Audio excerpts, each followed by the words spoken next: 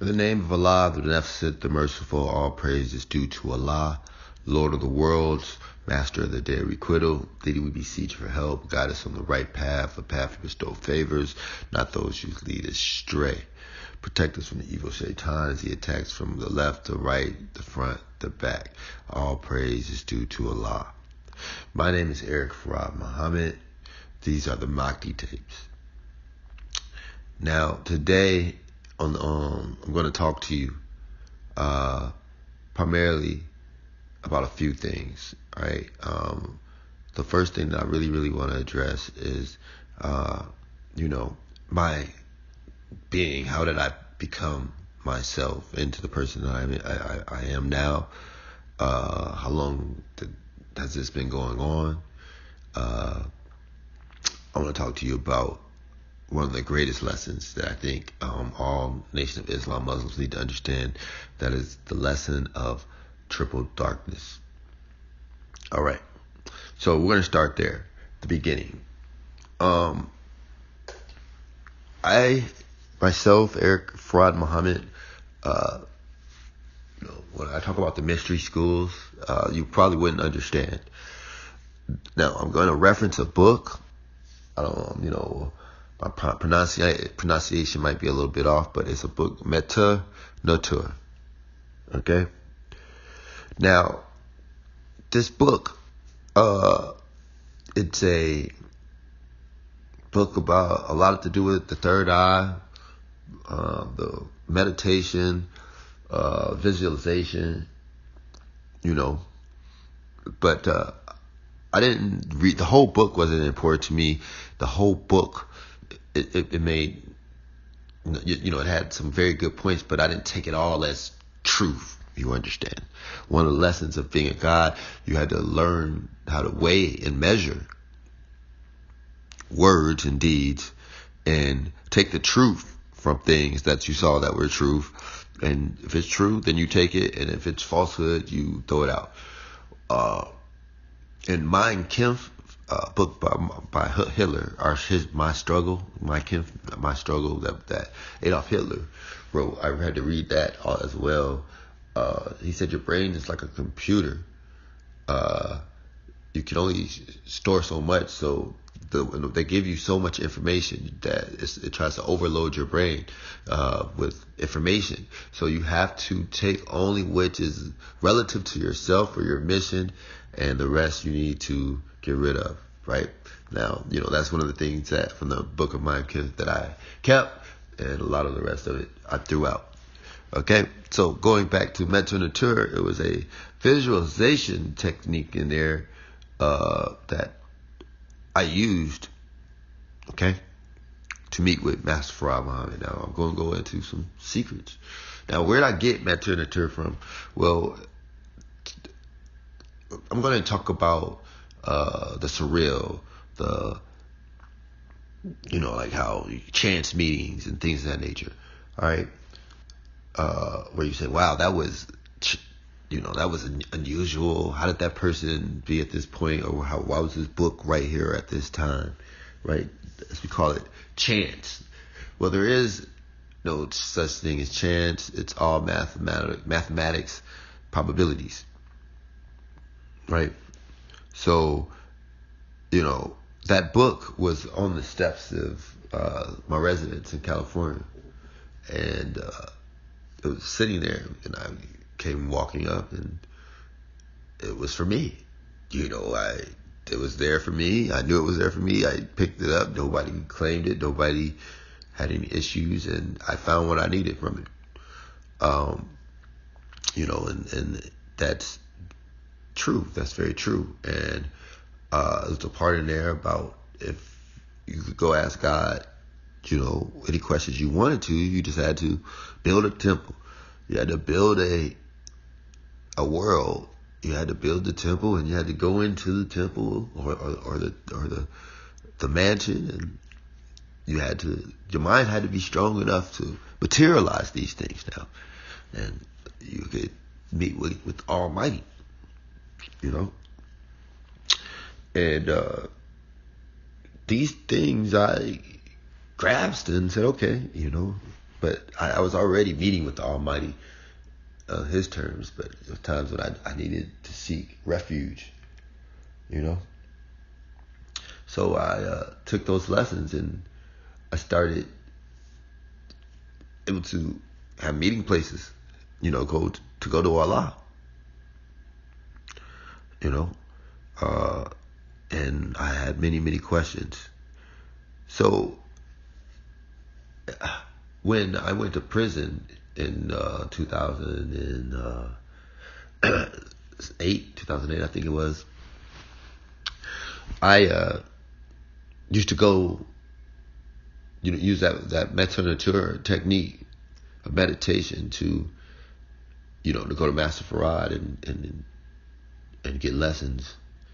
And I worked very hard. I wrote this book. You know, he had me working very hard. I enjoyed it. It kept me. I was really happy. I'm not gonna lie to you. You say, how can you be happy in prison? It's just that I was being built into this super God. You know, I was super strong, super fast. You know, my mind was traveling at super speed. So Master Farad taught me triple darkness. Now, I'm going to go into another thing. I'll talk about Einstein. Einstein, in one of his books, stated that how he came up with the theory of relativity is that he set a working universe up in his mind. And when he did that, he had to apply the mathematical principles that he knew, you know, and whenever he would run into a problem, because he had an actual physical universe going in his mind. So my mind wasn't strong like that on that level, and I don't, you know, at that time.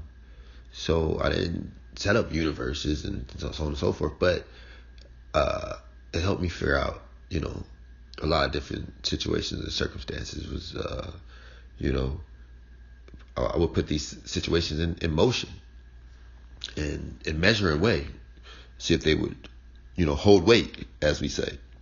Now let's talk about triple darkness. That was one of my greatest. Excuse me. That was one of my greatest situations. Master Farad Muhammad, you know, allowed me to go back to the beginning because he needed me to understand the beginning. So let's go back there, and I'm gonna attempt to take you back to the beginning. The thought now. In the beginning of everything, some people say at the beginning of time. No, it was before time. There was nothing. To the north, there was nothing. To the south, there was nothing. To the east, there was nothing. To the west, there was nothing. If you pointed up, there was nothing. If you pointed down, there was nothing. There was nowhere to point. There was nothing. Now, if you close your eyes and you envision yourself going 360 around in the darkness, it's nothing. If you close your eyes, you can't see your own physical form. But you know your conscience. But you're in darkness. Something like the womb. Example.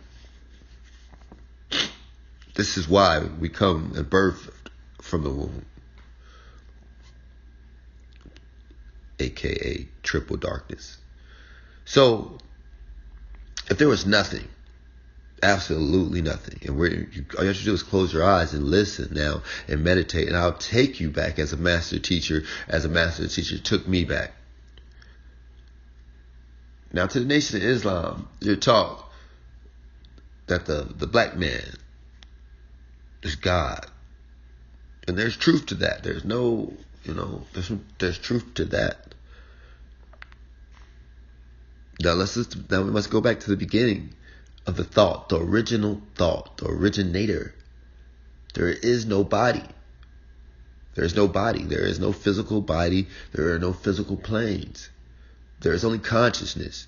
And if you have your eyes closed right now and you're sitting there in the darkness, That's all there is. It's your consciousness, because there was no body yet. There was no physical plane at this point. So how do you go from this conscious point to the point of, physical planes? See, there was no time. Time is a measurement between point A and point B at a rate of speed. Now, as we sit here in the beginning, look around. What is there? There's no planets. There's no stars. There's nothing to your left of you. All you have to do is close your eyes. And when you close your eyes, look around. You're conscious, but there's no physical anything. There's only thought. There's nothing to measure time of thought. So that originator, that original thought that came out of nothing, forever shall be. Not the nothing, the thought. And its only enemy is the nothing from which it just came. Why would that be its enemy? Because immediately Allah began placing light, physical being ornaments, fire. All these things came into play immediately, and out of the nothing, there started becoming earth, sun, moons, and stars. Now, to the nation, to the teachers, if the black man is God and the Son of Man said that there's no God but themselves or himself, they couldn't find any God. They traveled the universe for trillions of years. That's the teachings. Now go back to the thought. If thought came first, there was no time. There was no physical body. So there had to be physical planes made to make the physical body. So what are we talking about here? What are we referencing here? That's something that is infinite. That could never say, well, the original Allah that created himself out of triple darkness, he died or he passed on, all things. No, Allah doesn't never die. Well, shall never ever die, because he doesn't know what death is, because he woke himself up in consciousness out of nothing. And this is a key point that I will defeat any Nation of Islam Muslim with at any given time. Okay, let's go back to the lessons, and let's come first thing first is I corner you what came first, thought or body. Once I get to you that thought came first, then it's time to apply supreme mathematics, and once I apply the math, it's over with. So, what is this original thought that we call Allah? Where do we go to learn about that? The Quran. The Quran.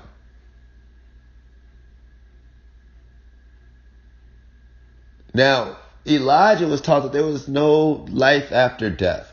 That is correct. Elijah was taught that. And there was a reason for that. And it's still things that I don't understand. But what I will tell you is that the Quran is 110% correct. What I will tell you is that you were told by your slave masters, black people in America, that there was, be a good slave and you'll get your just due after you pass on.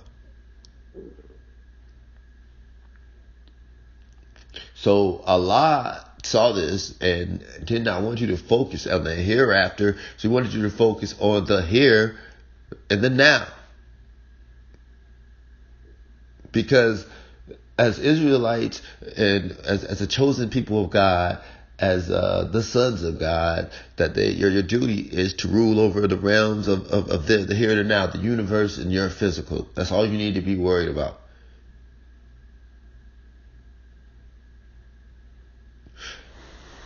So, when you go back to triple darkness and you say we came out of nothing, our only enemy is the nothing that was a trillion miles to the north, trillion miles to the south, a trillion miles, just nothing. pointing up, you go up, you go down. It was a trillion miles of nothing. So Allah self-created himself and set everything in motion. This is the Most High. This is what we worship. When you go and pray, this is who you're praying to. The divine essence of the original thought that we cannot define. That never die, never shall ever die. It's impossible. So that's the one thing that's impossible.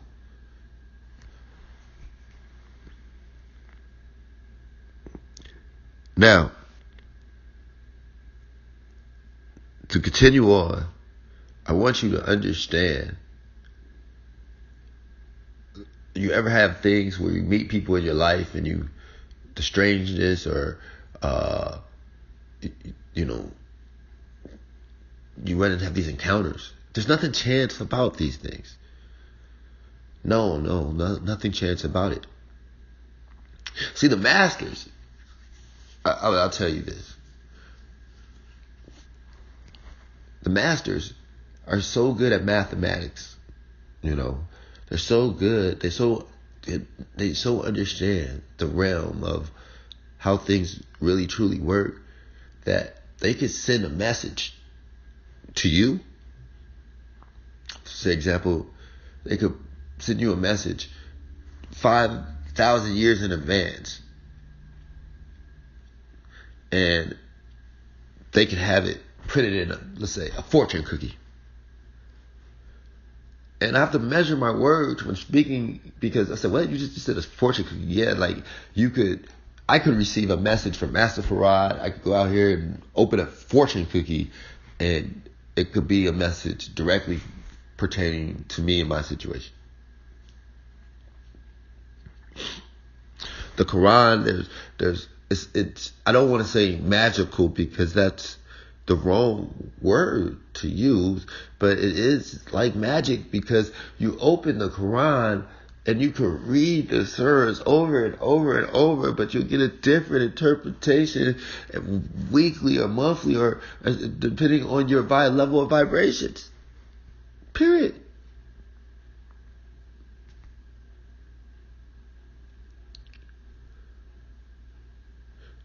Some of you have a light in you that when you touch people's lives and so on and so forth. But this world that is presently built is built to keep you from reaching your light, from being the light that God Allah has put inside you. This world will talk you down, to push you down. They don't want you to be what Allah wants you to be because it totally discredits this world.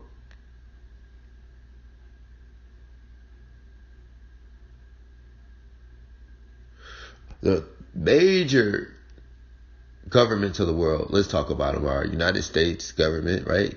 You got Russia, right? And you have China. All three have their eyes focused on Islam. All three. Because their power is based upon control and knowledge and information. You notice that the Russians know if there's UFOs or not, right? The United States government knows if there's UFOs that are real or not, right? China knows, but they don't want you to know.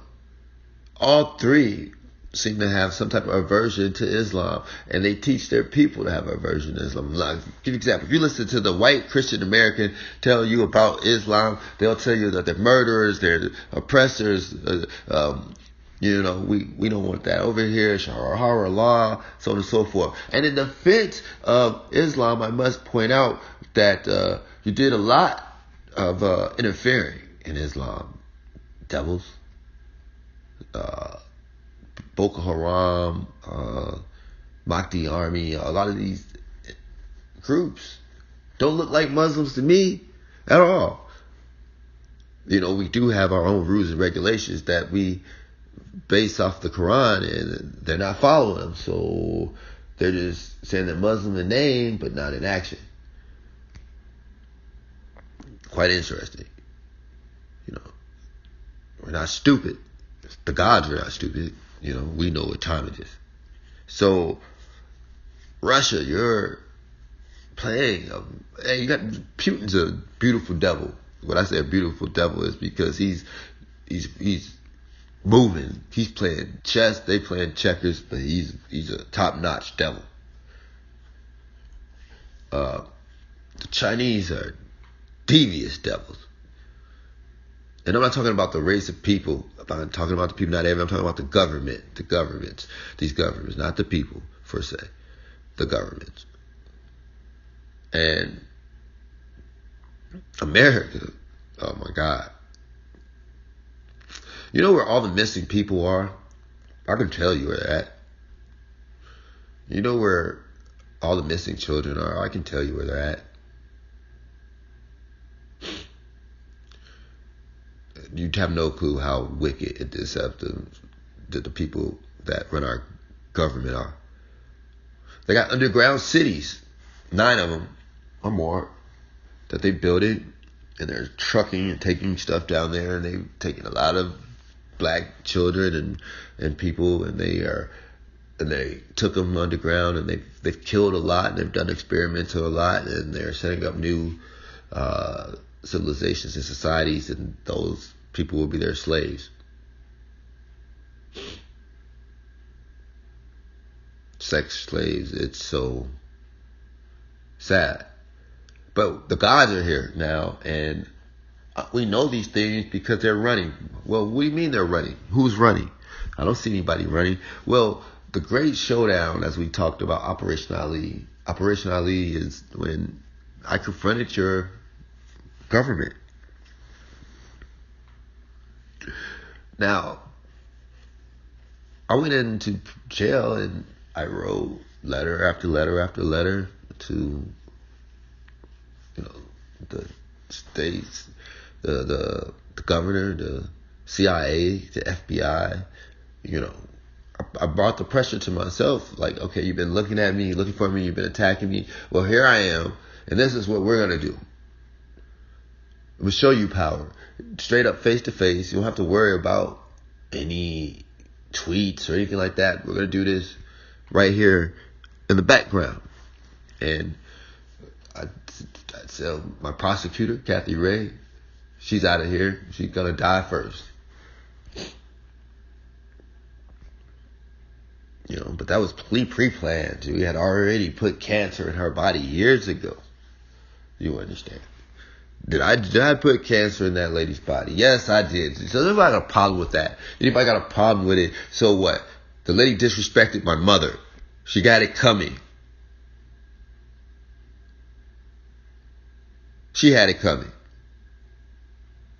All right.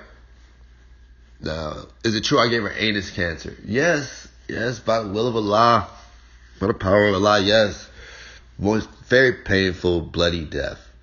Yes, I did do that to the lady. Now, look at these dates here. September 7th, Miss Ray passes away. September 7th, 2016. September 9th, 2016, a hurricane hits Tallahassee, hits the jail. Now, there's no water. There's no body of waters around there. So this is the strange thing. It came up out of Texas, out of the Gulf, and smacked them. Now, it wasn't tremendously bad. I wasn't trying to kill. Just sending messages, right? And then a month later, a huge hurricane came, and it came close to Miami, and it veered off course at the last second. And I told, Governor Scott knew about all that. Now, if you go back and watch, the funny thing, Governor Scott was all over this on the news. It was like he's so prepared. Well, he used it to his advantage. He took this information from God and got himself out of the governor's seat into a senator's seat. True, this is true, but this is a funny story. So these hurricanes hit, and they sitting there they didn't let me go either. I was like, oh, they want to play hardball. So tornadoes came and ripped, through the Florida Georgia line. Look this up. I think this happened in like November and January. I don't know. I was behind closed doors. They put me in a box after the first two hurricanes, by the way. And then they put me in a box when I wrote the letters, and then they took me out after the second hurricane. Like, get Perkins out of here. It was insane to some of them. And then, they start backing off that tough talk. So they were like, let's just let you sit down for a few years. They wanted to get me out the way. They wanted to make me feel like they were in charge. Honestly, they were trying to con me that they had some type of power. And I was like, nah. Now, the funny thing about my case, everybody needs to understand, is I was already guilty. This you got to remember, I was on probation had already did 4 years in prison. So they could have sentenced me to the max. 25 years, 20 years. And, I had caught another case down in Columbus. But I beat that situation too. Nobody wanted to deal with those situations. You don't want to deal with somebody that can kill you with their mind. Where you lock that person up at? So I was like, nah, I don't want to go to prison at all. I don't feel like going to prison. I'm not leaving this jail. When I leave this jail, I'm going back home. That's what I told him.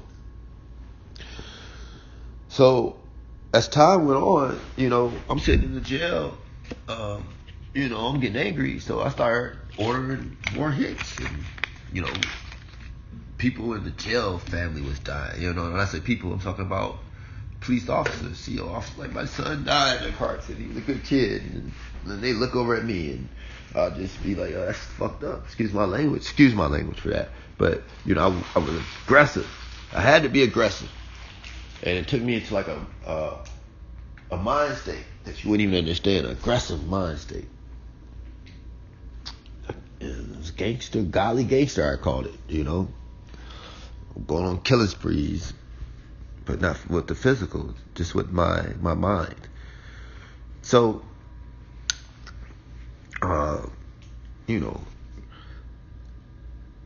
they had a court hearing thing, and it's like, okay, we'll give them a couple years or something, And I was like, I looked at my lawyer, and I was like, all right, y'all keep playing with me. So I went back to the jail, and I wrote a letter.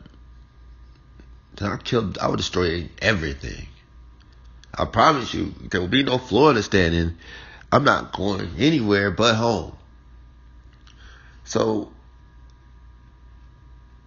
I started threatening Governor Scott's children. I didn't threaten his children. I just said, how are your children? I let him know I knew he had 2 daughters. And, I was playing hardball now. I wrote the judge. It was like, listen, man, I don't know if these people got you involved in, but I got orders, and, you better pick a side. Better pick a side. And sure enough, he wrote me back, said, it's your lawyer, get her out the way. Well, he didn't say that. He said, just file pro se and let's get this over with. I said, all right, because my lawyer didn't have the confidence, and when I would tell them what to do, they was like, oh, probably like, this is insane, I'll just do it the way we'll go and beg. And that's not how I operate. So I had to take control of my circumstance situation. I had to get the lawyer, so a lot of the problems are these lawyers, they are used to selling you out in the first place, right? Presenting you as weak. When you're not weak, you don't present yourself as weak. Your lawyer has to be your mouthpiece, and you have to know what's going on. So, I filed one motion. When I took over, I filed one motion. And I won. And the state rebuttal, they wanted 30 days or 60 days or something like that, just buying time. And then after that, they said, okay. It just was like, oh, okay, we agree. This is true bullshit. It's right there on the legal thing, and I was let out. Now, they said it was a technicality. Supposedly, I found a technicality. Man, listen, I'm not. You guys already think I'm insane. So a lot of you do. So, which one is it? Am I just a brilliant, finesser? Am I brilliant at just everything? Or am I insane? You gotta choose a side. So, while I was in the law library, though, the crazy thing is that you get these hours to work on your case, and if you pro se, and when you're pro se in jail, you get work on your case. You go to the law library. It took me 4 hours to figure out how to write my brief and my legal brief, and I wrote it. And after that, I kept going for weeks to the law library, and I was pulling up federal cases, every case I could get my hands on, and they were so afraid of me. The police in there, they were afraid, they were shook, that they didn't give a damn what case Perkins pulled. Just leave him alone. He's a master. This guy. See, I already known about the internet. They had found out about that. They had found out about the videos. They had seen it all. The police in there started saying, this is not some regular man. They knew it. This is not. We're not treating him like the rest of these people. We're not, and I was an inmate. I wasn't given special treatment. It was more, they were very fearful.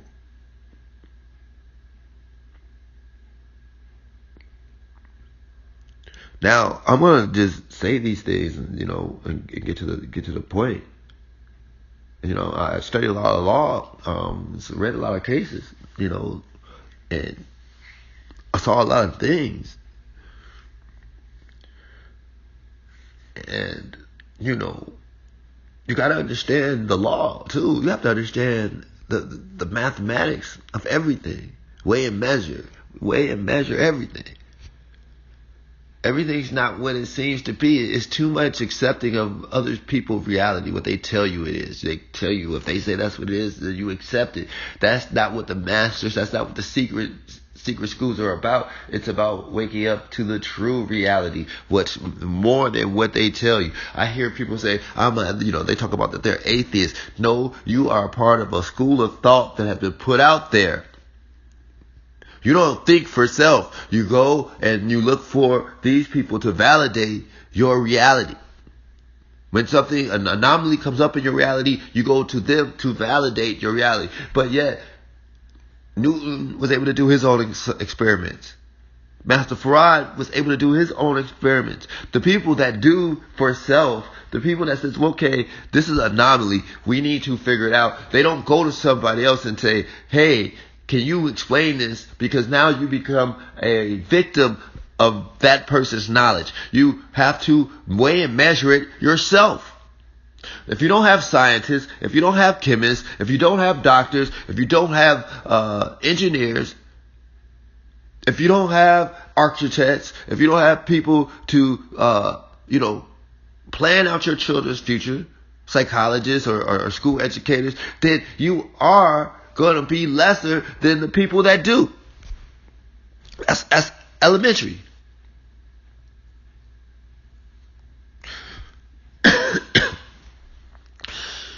And the Nation of Islam was set up to facilitate these new thinkers, these new builders, and to grow them so that they could grow a new society. It's somewhat happening, but not on the level that we expected it to happen. Anticipated. So when Maki, when the seventh angel was prepared, he wasn't just, they gave, a little information on him just to destroy America. No. He has to be able to facilitate any shortcomings. He has to be able to materialize anything and be able to build any faults that aren't there. To bridge the people from the old reality, of which is a false reality, into the true reality. That's his duty, that's his obligation, and thus destroying the old reality, shattering it with truth, shattering it. Wow. Now, I'm going to, I don't want to run these tape series more than 35, 40 minutes a piece because it's a lot that we have to go over. But I feel like I'm being squeezed right now. That there's nothing more important than this information. And if you have heard this information, then you should feel so blessed because you have a different perspective, the superior perspective. That when I say superior, you now know the truth.